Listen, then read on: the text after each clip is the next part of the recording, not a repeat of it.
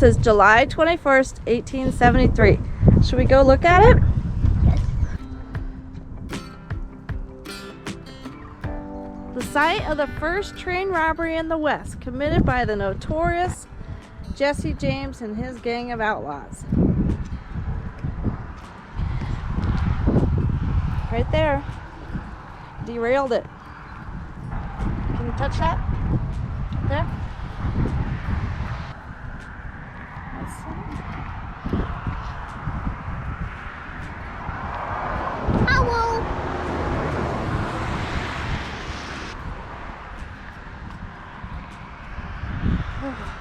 Part of his gang, yeah, it says Jesse James and a notorious gang of outlaws staged the world's first robbery of a moving train the evening July 21, 1873, a mile and a half west of Adair.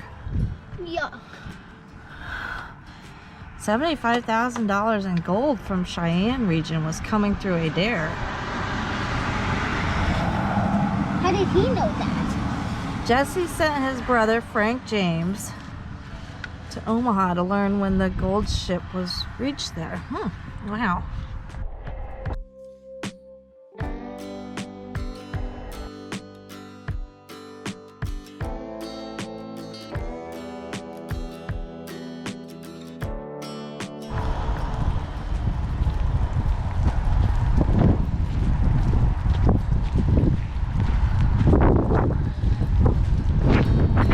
Have you ever seen a tree in the middle of the road? No.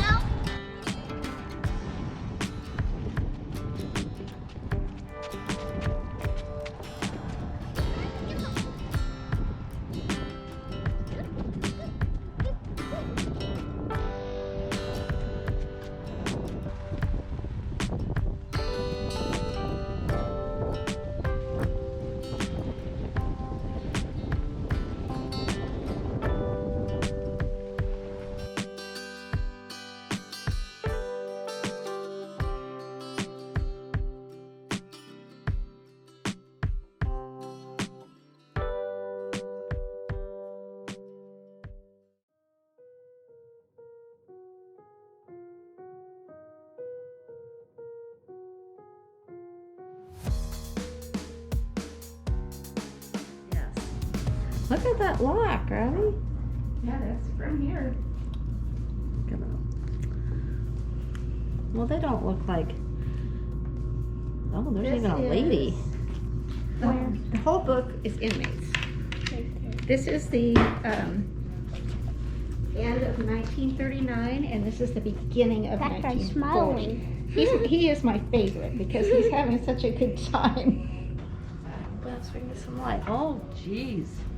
Yeah, it's bad. That looks terrible.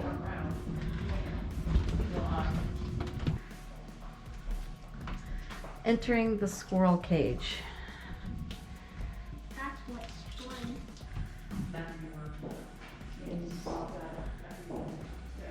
Look in there. There's actually a squirrel in there.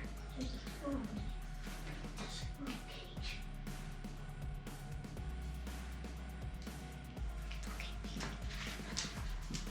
He's in here. Come on in. I'm gonna spin it around and close you in there, okay? Don't. You can't spin it. Sit down on the bed. See what it's like. Real? Yeah. Just the You edge. try first. All right. There you go. That's not comfortable. You sit on it. You sit on it.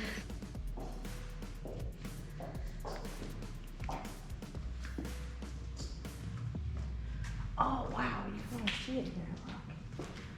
My gosh.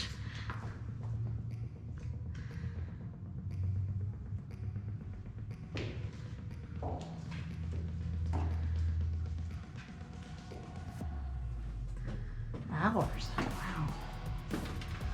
Can't see out. Meant for 30 minutes to an hour, but the longest known is 10 days. Inmate would be given bread and water twice a day and a coffee can or bucket for the toilet placed at their feet. It's approximately 6 feet tall, 2 feet by 1 feet wide. My white foot. You're trapped in this little thing. doing? They would have to get trapped in here. Is that solitary confinement? Yes.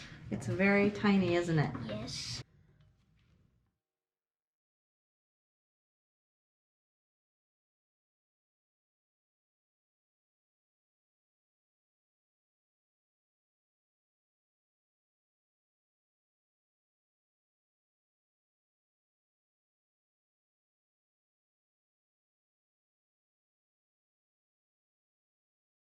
Different handcuffs.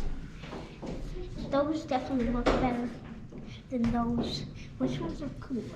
These small. Are smooth.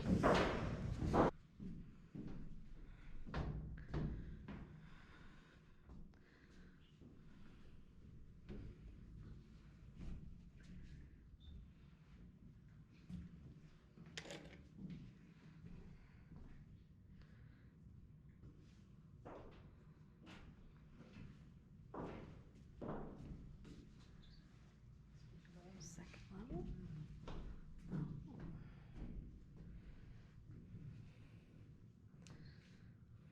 That's how you dry.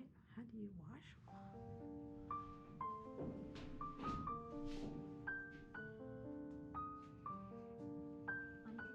Oh look, this is how they cranked it right here.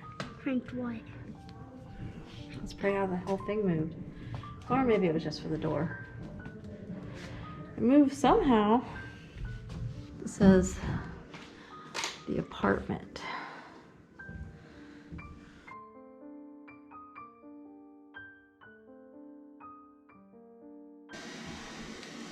Okay, let's go.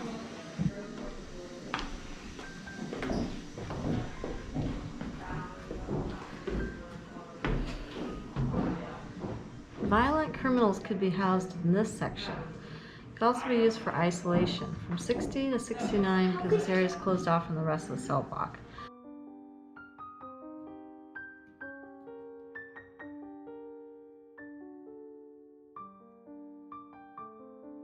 Music box. You would spin it and it would Yeah. make music. Mm-hmm. Play music. Kind of like a Jack in the Box, but Right. it doesn't pop out.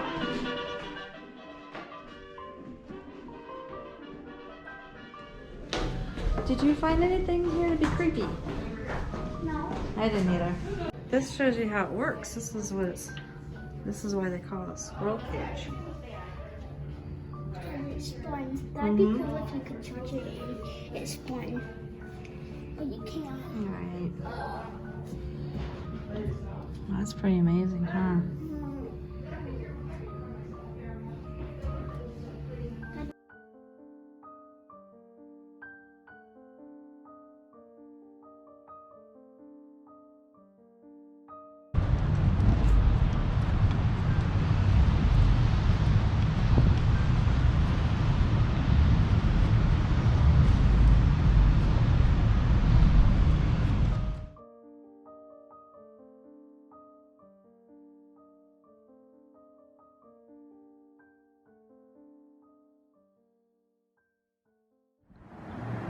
This monument is to commemorate the visit of Abraham Lincoln to Council Bluffs on August 19th, 1859. From this point, he viewed the extensive panorama of the valley of the Missouri River, and in compliance with the law of Congress on November 17th, 1868, he selected this city as the eastern terminus of the Union Pacific Railroad.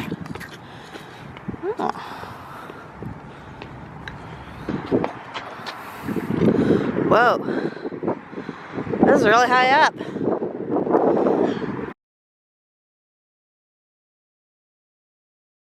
This is the Union Pacific Museum. Let's go in.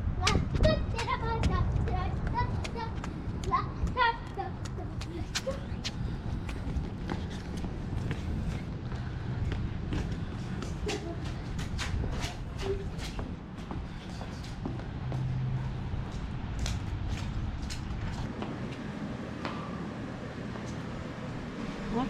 Oh, look. Ooh, neat. It's like a pocket watch. That's cool.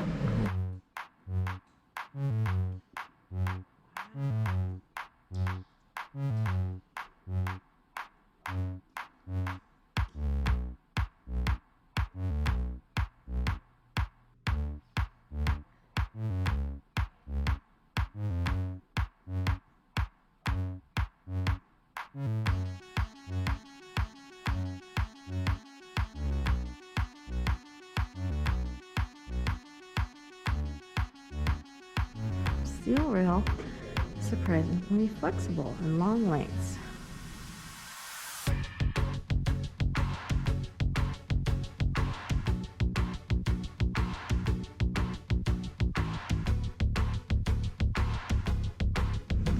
Switchboard. The local station. Till the mid-20th century, a rural American town's connection to the outside world was the railroad station. People used trains for any significant travel. They went by train to visit family, to shop in the nearest city, or to vacation.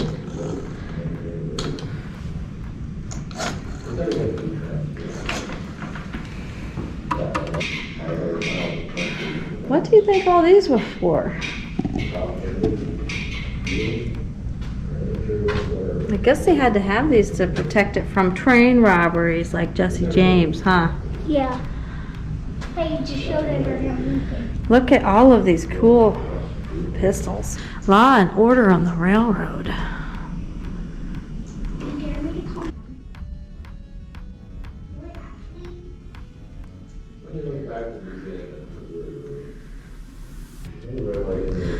Old iron hat. Law and order on the railroad. Keep our trains from being held up. We don't care how you do it.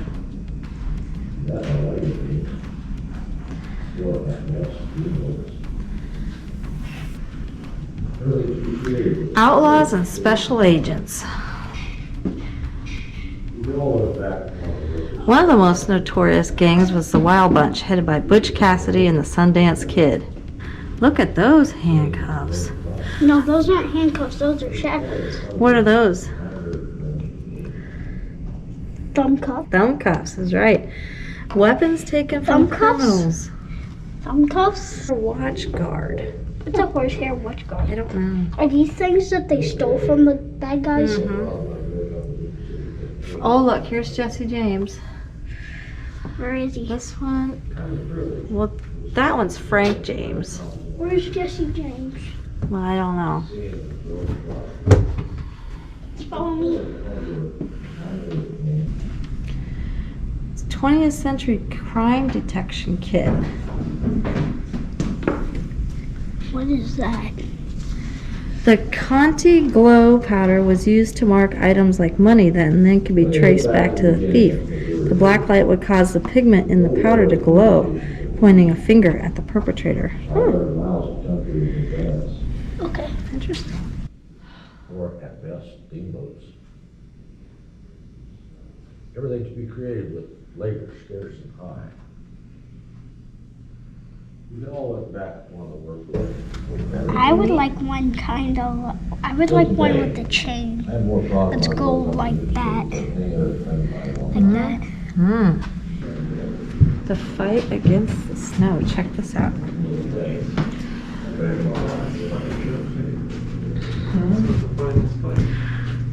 Despite several feet of snow and freezing temperatures, work continued through the winter in the Sierra Nevada. Huh, wow.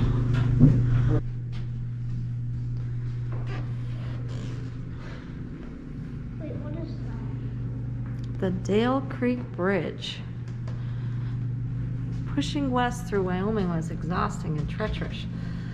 A 650-foot bridge spanning Dale Creek had to be constructed. This was the longest trestle on the line. The bridge you see here rose 150 feet from the bottom of Dale Creek Canyon. It swayed in the wind. Those at the scene said it was terrifying to cross. The object is the impression of a dinosaur's footprint left at some point in the late Cretaceous period. The three-toed print was most likely left by a large theropod dinosaur. Push down on the lever. Wait until the lever returns to its position to try again. Oh.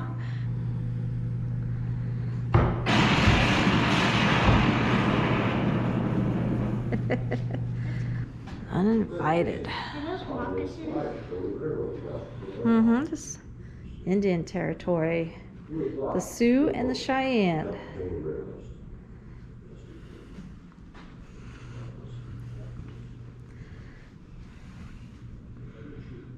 beaded hide female doll, north of Central Plains. Oh, that's neat. Medicine bags, horn spoon with porcupine quill work, tin cup. So they ran into a lot of Sioux and Cheyenne tribes. What are Sioux and Cheyenne? Different What is Native American tribes.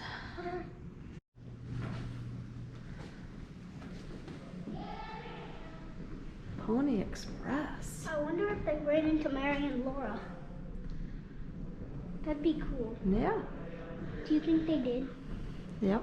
The Pacific Railroad Act of 1862. Abraham Lincoln signed the first Pacific Railway Act into law in 1862, July 1.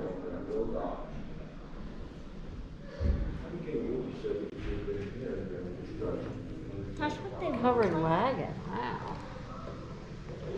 America before the railroad. This is how they got around before the railroads. Railroads were life-changing.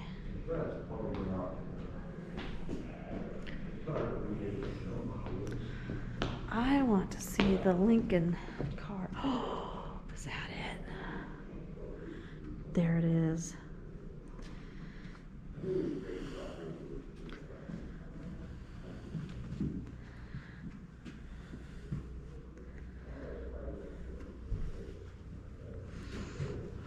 So this was the model of the Lincoln funeral car, was built in the 1920s by employees at the Omaha shops.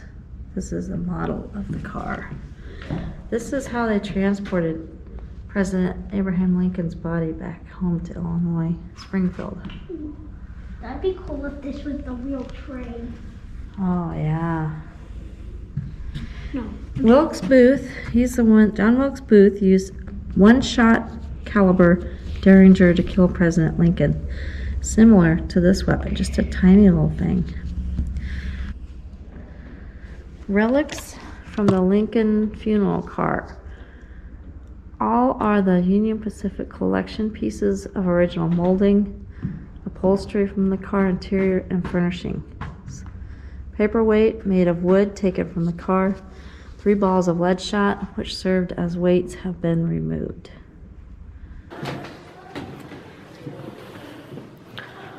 Wow. This is what was in the car. That's the same exact sofas Mm-hmm. and chairs. Mm-hmm. And the same exact piano. That's a desk. It's a roll-top desk. Oh, I thought it looks like a piano. I know. Piano. Lincoln never had the opportunity to use it. His body, along with the casket of his son Willie, who had died 3 years earlier, was carried in his private rail car to the burial in Illinois.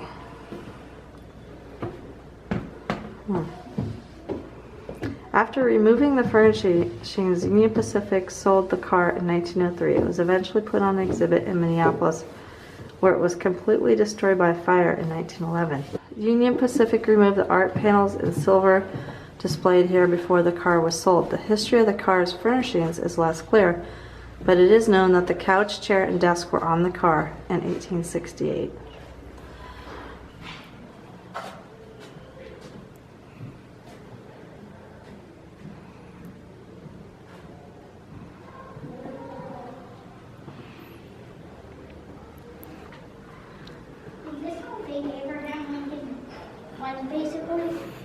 Yeah, probably. Big. Maybe a little, no, that's too big. That's a little bigger than life size.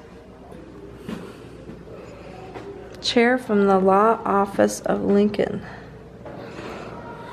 In 1878, Union Pacific opened a grand hotel in Council Bluffs to offer travelers respite on their transcontinental journey. The hotel was located just south of today's Golden Spike Park. Hello there. I say, hello there. You'll have to excuse me, I'm just a little hard to hear. You planning on taking a trip? Here at the Union Pacific Museum, we offer a very special trip. A journey back through time. You heard me? Right. When you step through this door right here, you'll be going back to a time when people took the train to get where they needed to go. I've heard Flintstone. Mother here, and young kids from 12 to 22 travel round trip, only the one-way fare. From 5 to 12, only half the one-way fare. Those under 5 drive free. With Union Pacific's family travel plan, you save money and in addition to all the luggage needed on group prepared flights, anywhere. How do you like that one? Now try the airplane. And now, first of their kind, the exciting Dome Diners. I don't know which one to choose. I don't like but I like these two. There's the main dining room, ideal for the leisurely enjoyment of fine. You like the airplane and the train car? Yeah.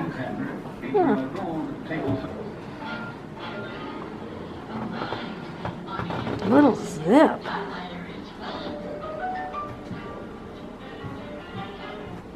That looks like a jet train. Look at that one right there. Isn't that That's a neat? jet train. It's called the Little Zip.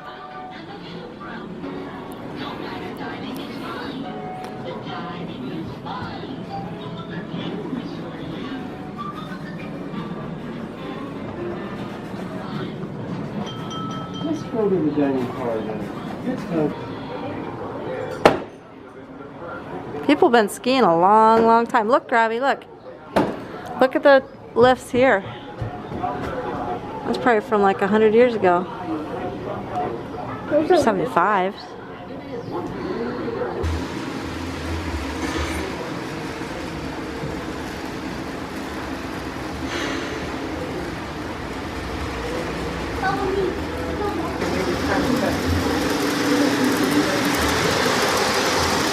Look at this, Robbie. You must be strong to work on a track crew. Just the metal rail itself weighs 140 pounds Let me try this. per yard. I can lift that. I can easily lift that. You're strong. Are you supposed to try and lift this one? So it says just 6 inches of rail weighs about 23 pounds.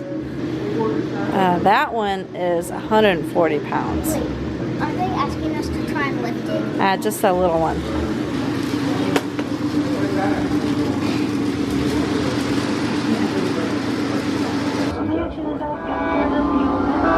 Use the horn blowing. Warn motorists the train is approaching the crossing. You can blow the horn by pulling on the horn lever.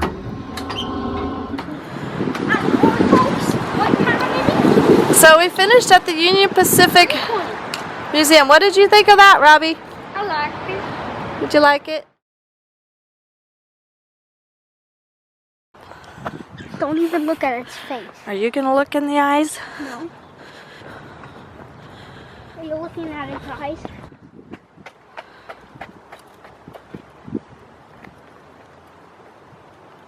The Ruth Ann Dodge Memorial Fountain. Oh. It's a This fountain. memorial sculpture, dedicated in 1920, represents a dream experienced by Ruth Ann Dodge, the angel. On the prow of a boat, extends her hands and offers the water of life. So the myth is, at midnight, if you look in the eyes, they glow red, and that person has 2 days till they die. That's quite a myth. Okay, I don't want to look in its eyes. Are you gonna look? In its eyes? Let's see. Let's get a close-up of the eyes. Oh, I think they're like eyes that can glow. She's not, her eyes aren't red. Are you scared? I think we could chalk this up to myth. What do you think? Yeah. Myth busted.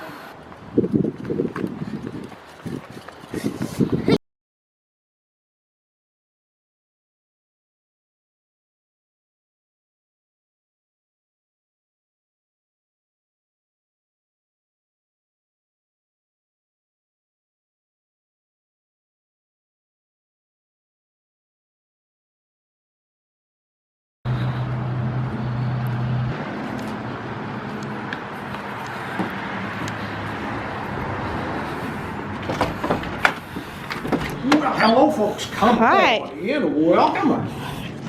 Well, imagine what it would be like if you were only 3.5 foot tall as an adult. That's smaller than me. Yeah, I measured. That comes up to about here. You know, as a kid, you kind of go through those things, but you know it's going to pass. I'm kind of a short guy anyway, but when you think about it, the average height of a fireplace mantle would be like up to here, or a kitchen sink, if is normally about 33 inches high. So like if that was scaled to me, that'd be like the kitchen sink coming up to here. So that'd make it kind of hard.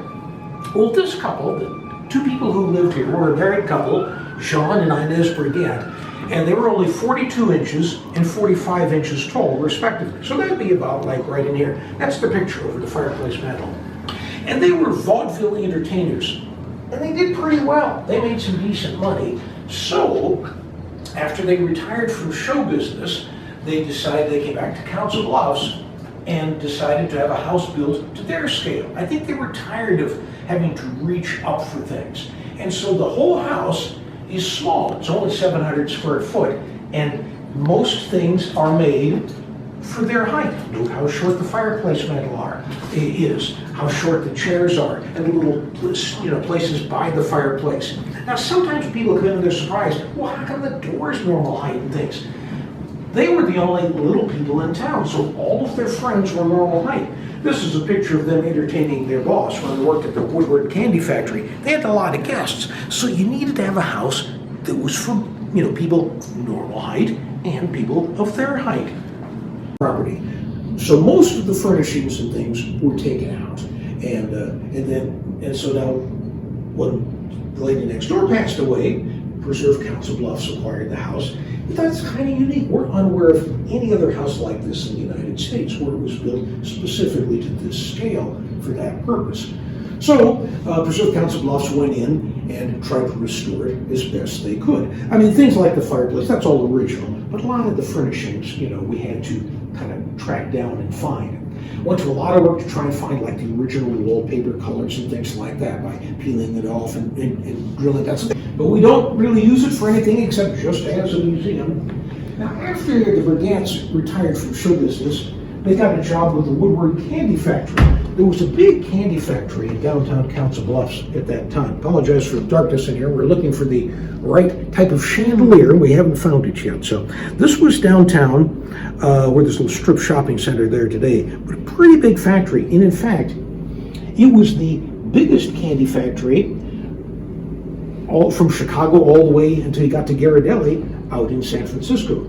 They made stick candy, but also...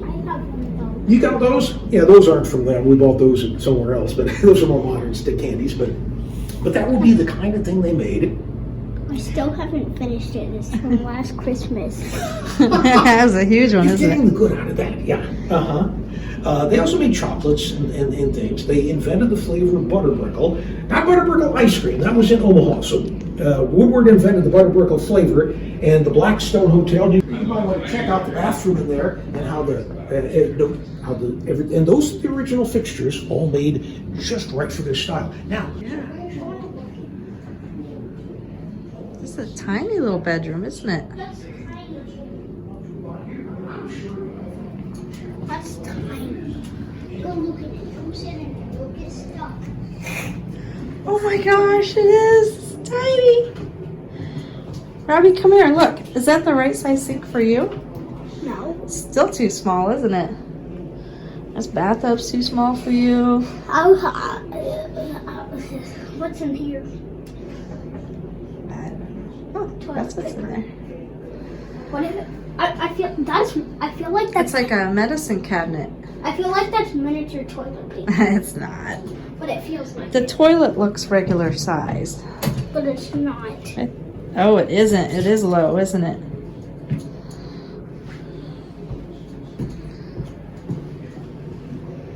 It was built for little people, specifically for their size. Check out the doorknobs. Are they high or are they regular height? They look regular, don't they? No, I would usually be. No, they're not. They're right there. Yeah. We don't really use it for anything right now. But this is glass printer next door died, then we felt that the house would probably end up being torn down, and so we served Council Bluffs Board and we're screwed. Look, it's a tiny kitchen. That's it. Okay. The Woodwards got a job at, or the Bregants rather got a job at the Woodward Candy Factory downtown. And we were looking at some of the candy. They made stick candy, but they also made chocolates and other types of candies. They invented the flavor Butterbrickle. And Butterbrickle ice cream actually was invented across the river. Somebody at the Blackstone Hotel put the Woodward Butterbrickle into ice cream, and it was Butterbrickle ice cream. I don't know how that is in other parts of Iowa. In Council Bluffs, it remains a huge local favorite, though most people I don't think really know why. My dad loved Butterbrickle, so I got to like Butterbrickle. I never realized that it was invented here in Council Bluffs. I think they just kind of passed along. The Woodward Candy Factory were quite promoted, so they stuck their names on rulers and everything. Here's a picture. This would be downtown, this little strip shopping mall there now. But it was a pretty big factory. In fact, they were the biggest candy manufacturer between Chicago and San Francisco, where you got into the Ghirardelli factory out there. This is Inez hat. You can see the little mirror. I can just picture her. You know, look how where it comes up to her height there. So it's all just Tiny. just her size. Now, the interesting thing about the Bregants, they were perfectly proportioned. His parents were normal size, and Mr. Bregant had 5 brothers and sisters, and they were normal size. No children? No children. And I don't know if that was by choice. Cool. I like that. I'm gonna go downstairs. Yeah, we'll go. Be careful. Oh.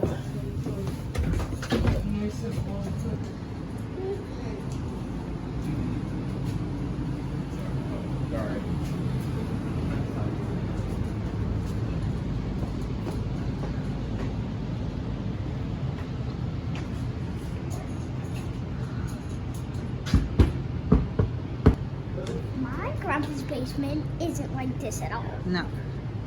It's Yeah, my grandma's basement was just like this. It's probably still like this.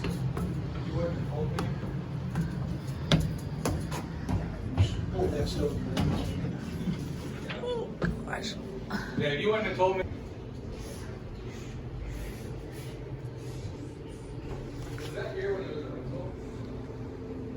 This one, yes. I think the building. I wouldn't.